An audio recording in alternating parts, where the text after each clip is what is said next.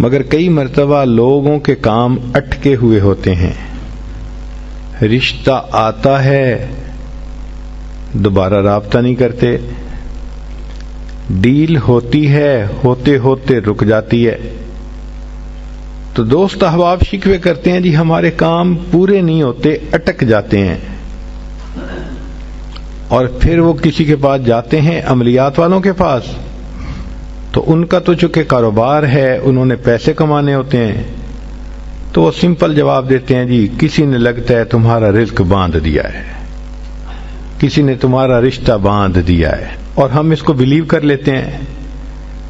بھئی اللہ کسی کو دینا چاہے تو کون اس کو باندھ سکتا ہے؟ کیوں کسی کو چھوٹا خدا بناتے ہو؟ کوئی کسی کا رزق نہیں باندھ سکتا، کوئی کسی کا رشتہ نہیں باندھ سکتا، ہمارا ایک ہی خدا ہے، اس کے کام کو کوئی روک ہی نہیں سکتا۔ خواہ مخواہ اپنا عقیدہ بھی خراب اور اپنا عمل بھی خراب۔ سیدھی بات ہے کہ نبی علیہ الصلوۃ والسلام نے جو باتیں سکھائیں ان کو کریں، خود بخود عملیات سے جان چھوٹ جائے گی۔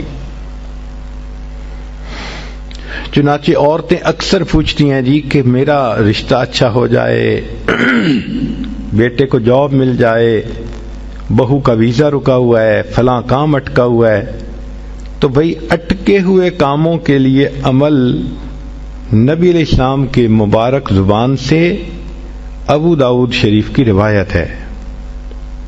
نبی علیہ السلام نے فرمایا جو مومن صبح شام 7 مرتبہ اس دعا کو پڑھے گا، اللہ تعالیٰ اس کے ہر ادھورے کام کو پورا فرما دے گا۔ اور وہ کیا ہے؟ حسبی اللہ لا الہ الا ہو علیہ توکلت وہو رب العرش العظیم۔